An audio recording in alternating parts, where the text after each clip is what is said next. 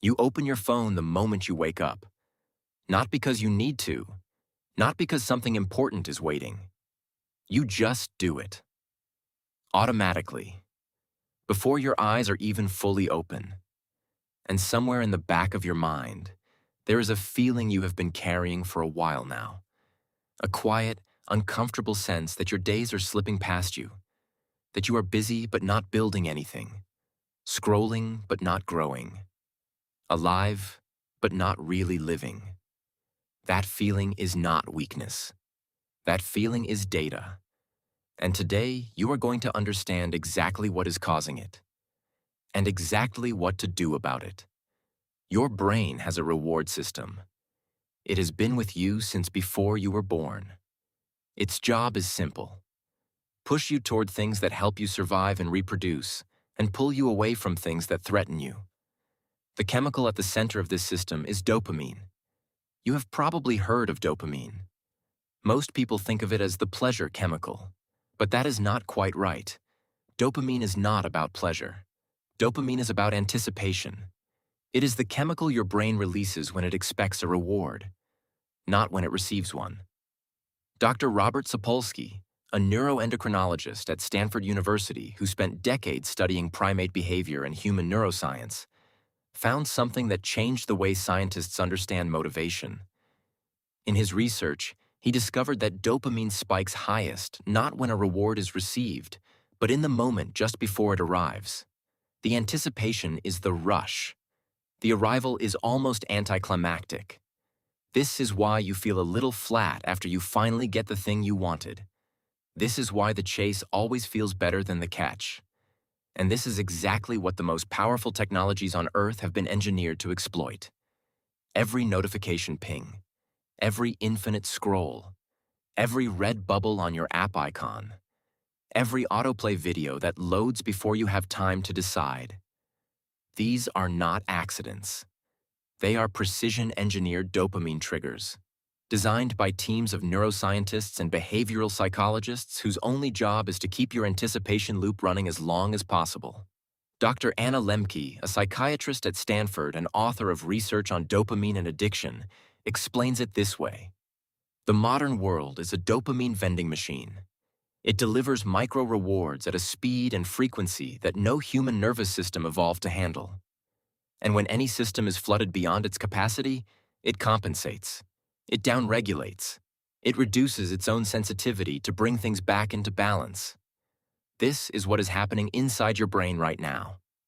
Every time you get a fast, easy dopamine hit, a like, a swipe, a quick video, a scroll, your brain lowers its baseline. It recalibrates.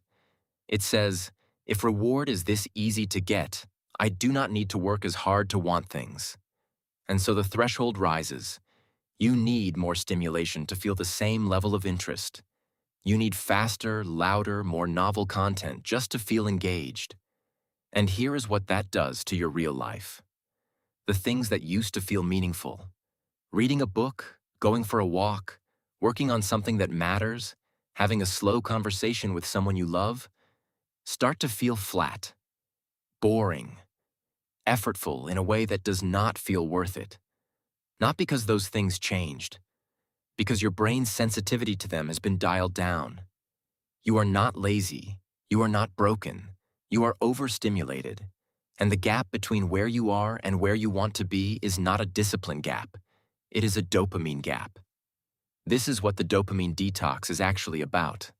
The term was popularized by Dr. Cameron Sipa, a clinical psychologist who used it to describe a specific behavioral intervention, not a literal chemical detox because dopamine does not work that way, but a deliberate period of reducing high-stimulation, low-effort reward behaviors to allow your brain's sensitivity to recalibrate.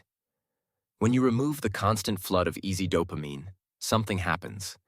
At first, it feels bad, really bad. Your brain, expecting its usual rapid-fire rewards, produces what researchers call a dopamine trough, a dip below baseline. You feel bored, restless, irritable, foggy. You reach for your phone and it is not there.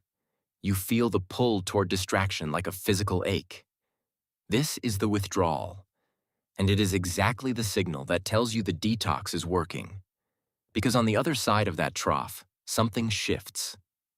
Dr. Andrew Huberman, a neuroscientist at Stanford who studies the neuroscience of motivation and behavior, explains that when you reduce artificial dopamine stimulation, your brain begins to restore its baseline sensitivity. The things that felt flat start to feel interesting again. Effort starts to feel rewarding rather than punishing. The long, slow work of building something real starts to produce its own dopamine, because your brain can feel it again. This is what people who complete a dopamine reset consistently report. Not just that they are more productive, that they feel more alive. That ordinary things, sunlight, a meal, a conversation, a page of a good book, register again. That the quiet is no longer unbearable. That they can sit with themselves again without needing to escape. So here is the full protocol. Not a theory, a practice. Phase 1 is reduction, not elimination. For the first 3 days, you are not trying to go cold turkey. You are creating distance.